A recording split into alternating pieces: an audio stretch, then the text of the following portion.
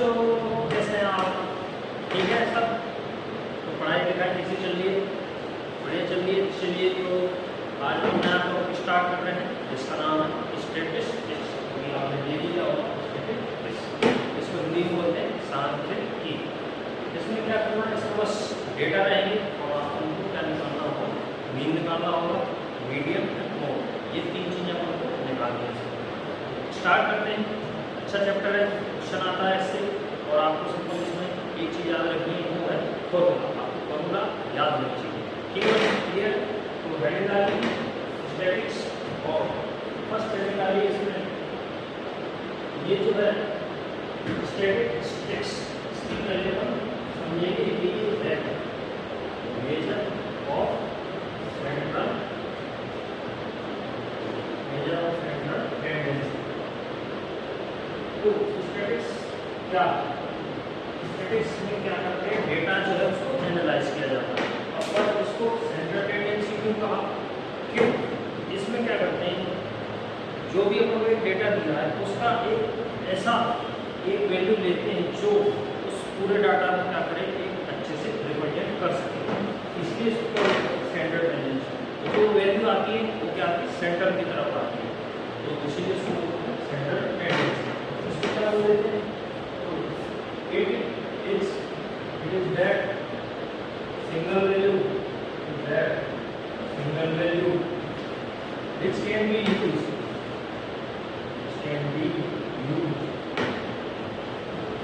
to represent whole data.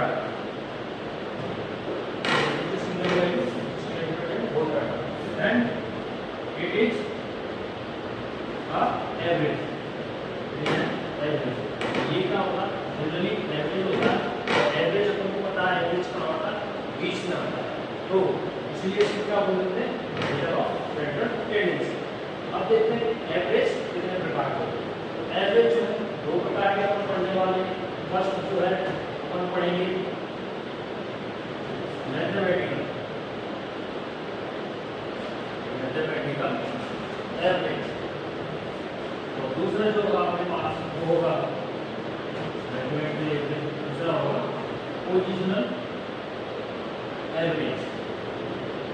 ठीक है, अब मैथमेटिकल एवरेज कितने होंगे, तीन जो मेजर करने होंगे। फर्स्ट जो होगा वो होगा अरिथमेटिक मीन, अरिथमेटिक मीन, और सिंपल इसको मीन बोलते हैं।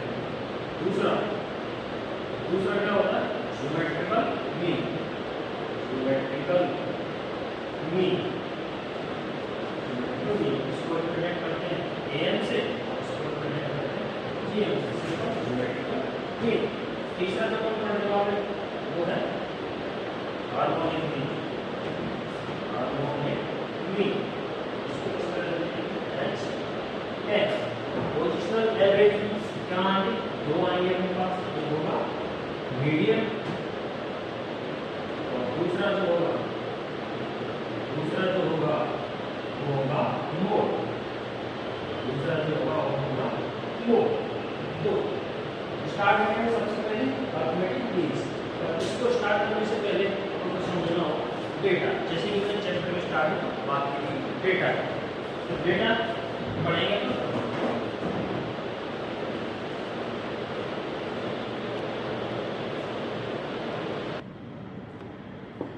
चलिए देखेंगे अपन डेटा कितने प्रकार के, क्योंकि अपन को इसको क्या करना है, डेटा से ही चलना, डेटा को समझ में होना चाहिए कि डेटा कितने होंगे। तो मेन जो होंगे देखेंगे डेटा तीन प्रकार के डेटा होंगे। फर्स्ट जो होगा जिसमें क्या होगा, इंडिविजुअल डेटा, और जिसको बोलते हैं अनग्रुप्ड डेटा, और यहाँ पर इसको बोल देते हैं इंडिविजुअल डेटा। तो क्या सिंपल अलग अलग दे रहे हैं, जैसे एग्जांपल से देखेंगे, जैसे अपनी क्लास है, अब इसमें सभी स्टूडेंट का वेट को क्या करो, सब स्टूडेंट का वेट दे दो, तो ये क्या हो जाएगा, अलग अलग का वेट हो गया, तो ये क्या हो गया, इंडिविजुअल। जैसे कि वेट ऑफ स्टूडेंट, जैसे कि 10 kg, 20 kg एंड 30 kg, इस तरह से। ये क्या सिंपल इंडिविजुअल। दूसरा क्या हो जाएगा, discrete frequency data, discrete frequency distribution, और डिस्ट्रीब्यूशन और अपन बोल सकते हैं डेटा डिस्ट्रीब्यूशन। इसमें क्या होगा कि जैसे इसमें वेट दिया, अब इसी में फ्रीक्वेंसी आ जाए। जैसे कि 5 स्टूडेंट का वेट 10 kg है, 10 स्टूडेंट का वेट 20 kg है, इस तरह से। इसमें क्या होगा कि डेटा दिया जाएगा, इनकी ऑब्जर्वेशन होगी, ऑब्जर्वेशन और क्या होंगे फ्रीक्वेंसी, दोनों चीज होगी इसमें, फ्रीक्वेंसी भी होगी, ऑब्जर्वेशन होगी। इस तरह से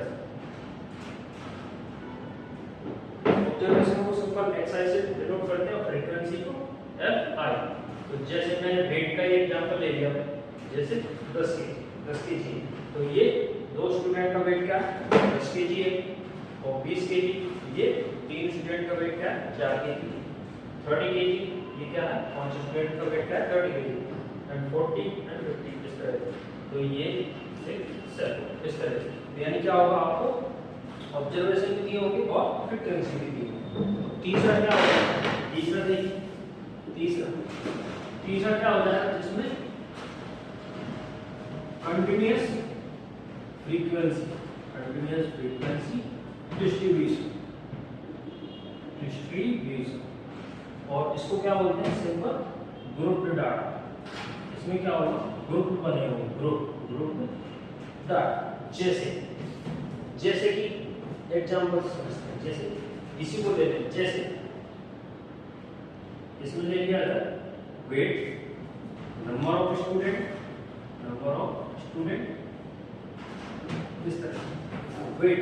जैसे मैंने ले लिया 10 से 20 केजी के बीच में कितने स्टूडेंट हैं 5 है, 20 से लेके 30 वेट, इसमें कितने स्टूडेंट हैं मान लो 10। तो इसमें क्या आ रहा है, ये डेटा आ रहा है और फ्रीक्वेंसी आ रही है। क्लियर? चलिए अब स्टार्ट करते हैं सीधा अर्थमेटिक मीन। ये तो सिंपल डेटा था, आपको समझ आ जाना चाहिए। चलिए हेडिंग डाल लीजिए, हेडिंग डालिए अर्थमेटिक मीन। सो डेटा के साथ साथ अर्थमेटिक मीन निकालें, तो हेडिंग डाल लीजिए अर्थमेटिक मीन। ठीक है, तो डेटा अपन ने 3 प्रकार के पढ़े, तो मीन को भी अपन उसी तरह से निकालेंगे। तो फर्स्ट इसमें आ जाता है कि अर्थमेटिक मीन फॉर इंडिविजुअल, यानी सिंपल आपको इंडिविजुअल निकालना। चलिए जैसे इसका फॉर्मूला क्या होगा, so let if x1 x2 x3 and xn are an individual observation, then arithmetic mean क्या होगा, मैंने बताया मीन क्या, एवरेज। तो एवरेज में क्या करते हैं, सभी नंबर को जोड़ते हैं और जितने नंबर है उसको डिवाइड कराते हैं। तो अर्थमेटिक मीन हो जाएगा x1 plus x2 plus x3 plus xn divided by number कितने n ऑब्जर्वेशन। तो ये हो गया अपना अर्थमेटिक मीन। और इसको सिंबॉलिकली अर्थमेटिक मीन को किस तरह से लिखते हैं, इसको रिप्रेजेंट करते हैं x बार। x बार क्या हो जाएगा, अब ये क्या है, ये क्या है समीशन किसका है ऑब्जर्वेशन का, जिसमें r इक्वल टू 1 है और ये n क्या है ऑब्जर्वेशन। तो x बार को क्या है इस तरह से भी लिख देते हैं कि x बार equal to summation of observation and number of observation. Clear? अब एग्जांपल से समझते हैं इसी को। जैसे मैंने वेट का एग्जांपल लिया था, example that weight of 10 students 10 students, weight of 10 students are given. Then find arithmetic mean. आपको 10 स्टूडेंट के वेट दे दिए, क्या निकालना है? arithmetic mean निकालना है। कितने दे रखे 10 स्टूडेंट के वेट? 10, 20, 30, 40 और इस तरह से 100। ये हो गए 10 स्टूडेंट के वेट। तो स्टार्ट करते हैं सॉल्यूशन। तो x बार क्या हो जाएगा? सभी वेट का सम, सभी वेट का सम और number of student, number of student कितने हैं? 10 है। फटाफट आंसर निकाल दो। ये हो गया नंबर डिवाइडेड बाय 10। क्लियर? ये कितना हो जाएगा आपका? सबको जोड़ो। ये क्या है? सिंपल सीरीज है। तो ये क्या हो जाएगा? कितने नंबर है? 10। सिंपल एक ही से निकाल सकते हैं। तो 10 प्लस 100 एंड डिवाइडेड बाय 10। ये कितना आ गया अपने पास? 5 into 1 1 10 and 10। तो ये कितना है? 55। सो अपने पास अर्थमेटिक मीन कितना आ गया? क्लियर है? चलिए अब आगे बढ़ते हैं।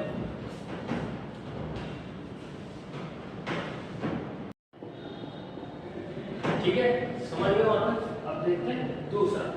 दूसरा क्या है? Arithmetic mean for discrete frequency, discrete frequency। यानी इसमें क्या दिया रहेगा? तो फ्रीक्वेंसी भी दे रखी होगी और ऑब्जर्वेशन भी दे रखा होगा। तो इसका फॉर्मूला किस तरह से बनेगा? देन इफ, समझ लो पहले, if x1 x2 x3 greater than and xn are an observation। यानी ये क्या है? ये तो ऑब्जर्वेशन और समझ लो डेटा है। And f1 f2 f3 fn are their frequency। तो ये क्या है? इनकी फ्रीक्वेंसी। तो जैसे एवरेज में क्या करते हैं अपन? सबका सम निकालते हैं। अब मान लो x कितनी बार है? f1 बार है। तो टोटल किस तरह से निकालें? इसको इससे मल्टीप्लाई करके, इसको इससे मल्टीप्लाई करके, तो यानी सबको मल्टीप्लाई करके जो सम आएगा उसको टोटल से डिवाइड करेंगे तो एवरेज निकलता है। तो इसी तरह अर्थमेटिक मीन क्या हो जाएगा? यहाँ पर जो ऑब्जर्वेशन है उसको फ्रीक्वेंसी से मल्टीप्लाई करेंगे और सबको ऐड करते हैं। x2 f2 plus x3 f3 and last में xn fn। तो टोटल अगर ये n होते तो सिंपल n लगा दे, पर x f1 बार है तो टोटल कितनी हो जाएगी? ये पूरी फ्रीक्वेंसी को अपन जोड़ देंगे। f1 plus f2 plus f3 इस तरह। तो जब फ्रीक्वेंसी और ऑब्जर्वेशन आ जाए तो ऑटोमेटिकली इस तरह से लिखेंगे। और x बार इसको किस तरह से लिखेंगे? fi xi I जहाँ से ट्रांसफर होगा 1 to n and summation fi। ठीक है, ये हो गया इसका एग्जांपल। तो एग्जांपल लेते हैं इसी में। Next example simple. इधर क्या दे रखा रहेगा? मार्क्स दे रखे हैं। ये क्या है?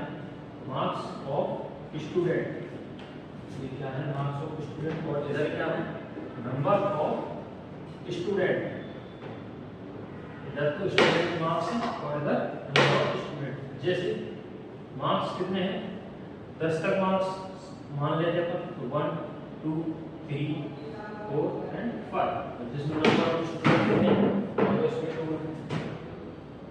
4 3 1 एंड 2।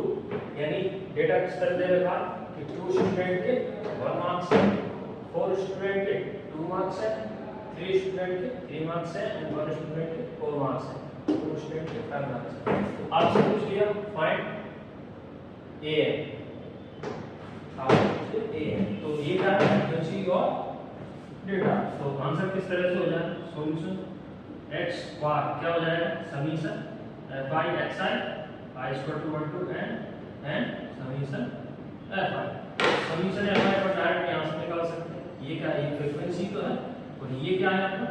ये तो हो गया अपना x और ये क्या है? फ्रीक्वेंसी fi, तो समीकरण fi कितना होगा 2 4 6 and 3 9 1 10 and 12, ठीक है। तो सिंपल इसको इससे मल्टीप्लाई करो और इससे डिवाइड, क्या हो जाएगा 1 into 2 1 into 2 plus 2 into 4 plus 3 into 3 plus 4 into 1 and plus 5 into 2 and समीकरण है कितना ये 2 12 है, तो ये कितना हो गया 2 plus 8 plus 9 plus 4 plus 10 divided by 12, तो 10 20 29 and 4 33 by 12, ये हो गया अपना आंसर। इस तरह से आंसर निकालें, क्लियर है।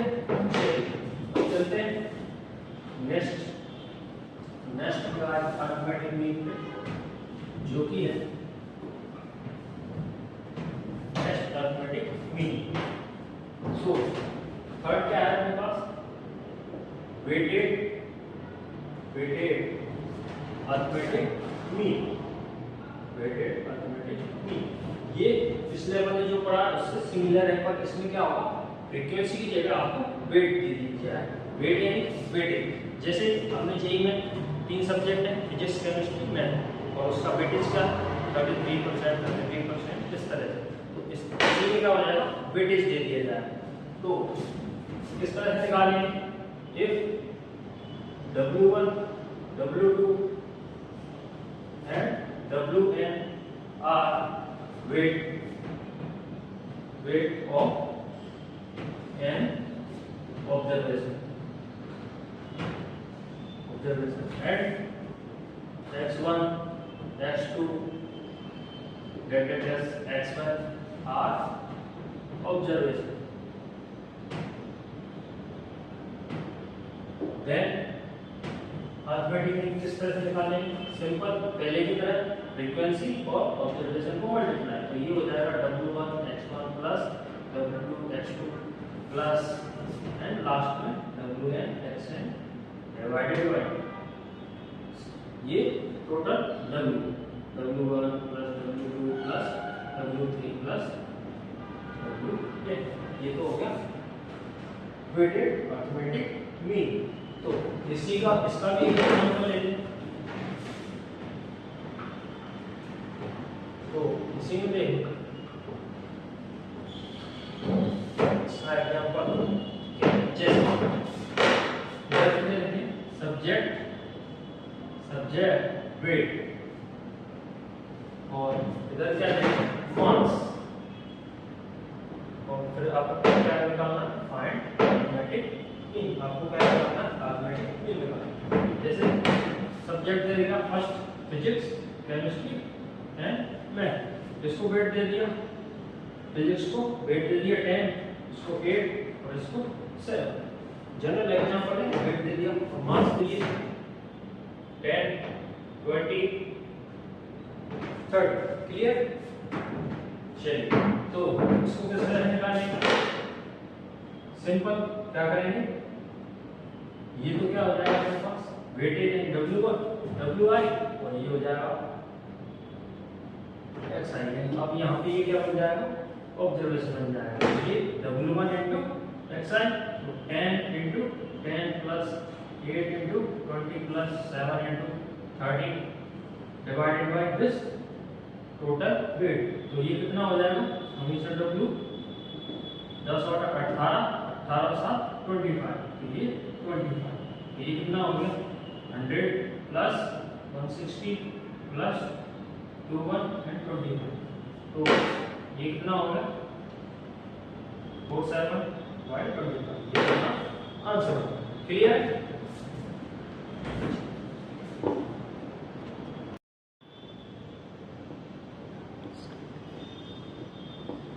चलिए अब चौथा देख, चौथा अर्थमेटिक मीन, वो क्या है combined mean,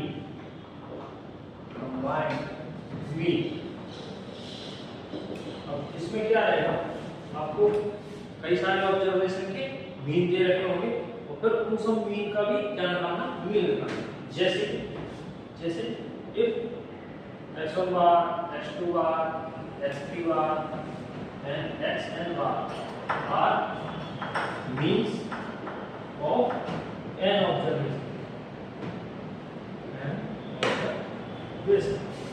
and here frequencies are n1 n2 and n. तो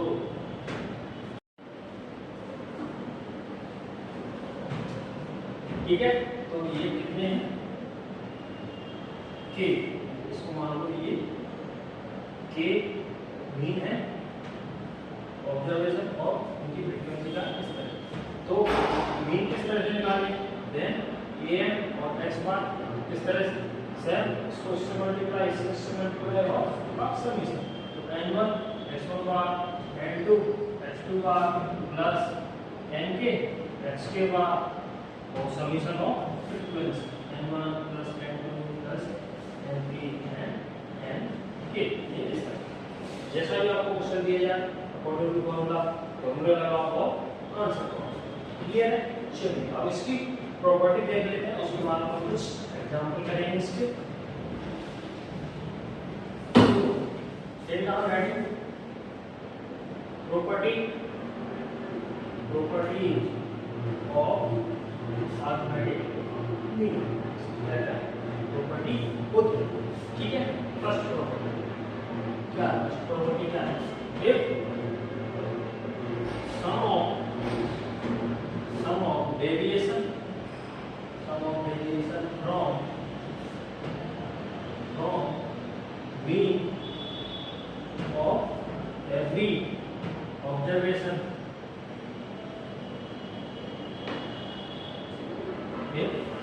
sum of deviation from mean of every observation is taken, then it is zero। कैसे? डेविएशन का मतलब क्या है कि सारी जो ऑब्जर्वेशन है और उसका अर्थमेटिक मीन ए से जो डेविएशन है उन सब का सम अगर निकालें तो ये कितना आएगा आपके पास? ये तो क्या है फर्स्ट प्रॉपर्टी। सेकंड प्रॉपर्टी क्या है? समझिए second property, if x bar is mean of x1, x2 and x bar क्या है? इसका मीन। तो a यदि इन ऑब्जर्वेशन में अपन किसी वैल्यू को जोड़ दें x1 plus minus lambda, x2 plus minus lambda plus xn plus minus lambda, इन सारे ऑब्जर्वेशन में किसी वैल्यू को ऐड या सब्ट्रैक्ट कर दें तो then mu am will be, mu am क्या हो जाएगा? जो पुराना अर्थमेटिक मीन है उसमें लैम्डा अगर प्लस किया है तो प्लस हो जाएगा, माइनस किया है तो माइनस हो जाएगा। दूसरी प्रॉपर्टी क्या है कि यदि सारे ऑब्जर्वेशन को क्या किया, किसी एक नॉन जीरो लैम्डा से अगर मल्टीप्लाई किया लैम्डा x n तो देन अर्थमेटिक मीन भी क्या होगा? लैम्डा से मल्टीप्लाई हो जाएगा। क्लियर? यानी अगर सारे ऑब्जर्वेशन को क्या किया लैम्डा से मल्टीप्लाई किया तो बार जो अर्थमेटिक मीन है वो भी लैम्डा से गुणा हो जाएगा। तीसरा, अगर सारे ऑब्जर्वेशन को लैम्डा से डिवाइड किया तो भी क्या होगा? अर्थमेटिक मीन क्या हो जाएगा? यहाँ पर भी जो नया बनेगा वो भी लैम्डा से डिवाइड हो जाएगा। यहाँ पे लैम्डा जीरो नहीं होना चाहिए। क्लियर है? चौथी प्रॉपर्टी, अगर सेम टाइम पे मल्टीप्लाई भी किया और ऐड भी किया, जो ऑब्जर्वेशन दिए थे उसमें मल्टीप्लाई भी किया और ऐड भी किया, सारे ऑब्जर्वेशन में इसी तरह से किया तो क्या होगा? A s n plus b. यहाँ पर भी अर्थमेटिक मीन जो हो जाएगा वो होगा ए से तो वो मल्टीप्लाई हो जाएगा और उसमें बी हो जाएगा। इन दोनों प्रॉपर्टी का लास्ट में बी हो जाएगा। ठीक है, अब चलते हैं हम एग्जाम्पल के बाद। यहाँ से एग्जाम्पल करेंगे। Example, find arithmetic mean of 2, 4, 8 and 2 to the power n, यानी ये आपको ऑब्जर्वेशन और करंट ये दे रखा है, तो आपको एम निकालना है। तो स्टार्ट करते हैं। तो अरिथमेटिक मीन किस तरह से निकालेंगे? सबसे पहले तो नंबर यहाँ पे कितने टोटल, अगर यहाँ पे देखेंगे 2 की पावर 1, 2 की पावर 2, 2 की पावर 3 और ये 2 की पावर n, तो नंबर टोटल ये कितने हैं अपने यहाँ पे n है। तो ये है अपने पास x y हो जाएगा 2 + 4 + 8 प्लस 2 की power n, and total number कितने हैं n। क्लियर? तो ये क्या है? ये जीपी बनना, तो सम ऑफ जीपी क्या हो जाएगा? सम ऑफ जीपी क्या हो जाता है? सम ऑफ जीपी हो जाता है a r to power n - 1 and r - 1। यहाँ पे फर्स्ट टर्म क्या है? फर्स्ट टर्म 2 है और r क्या है? 4/2 2, तो 2 की पावर n - 1 अपॉन r - 1 यानी कि 2 - 1 और n तो पहले से गए, x बार क्या हो जाएगा? 2 to the power n - 1 upon n, ये हो गया अपना आंसर। क्लियर? चलिए दूसरा एग्जांपल में चलते हैं।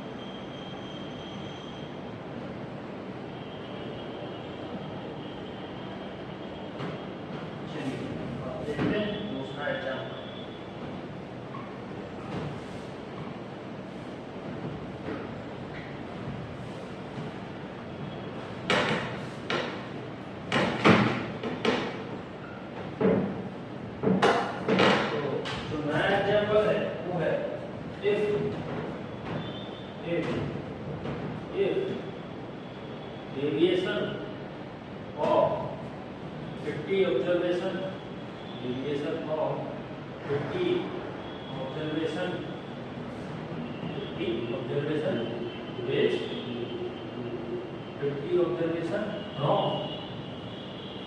30 is 50। क्या करेगा?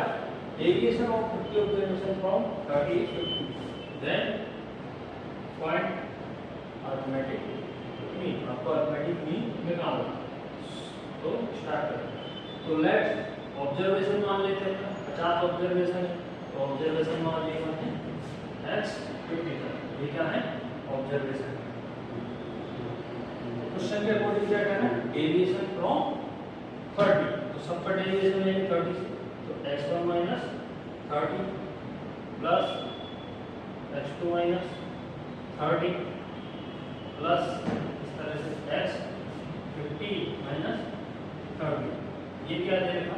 50 दे रखा। इन सब का डेरिवेशन क्या दे रखा? 50 दे रखा। तो यहाँ से देखो सबको क्या करो? अलग अलग कर लो, x1 + x2 plus x 50 and minus 30, तो ये 30 कितनी बार आ रहा है? 50 बार, तो ये हो जाएगा 30 × 50 और यहाँ पे 50 है। ये x1 + x2 प्लस x 50, ये कितना हो जाएगा? 50 प्लस ये कितना हो जाएगा? 1500, ये कितना होगा? 1550। ठीक है? तो x बार क्या होगा? x1 + x2 plus x 50 and divided by 50 observation है 50। तो यहाँ से अपने पास ये वैल्यू कितनी दे रही थी?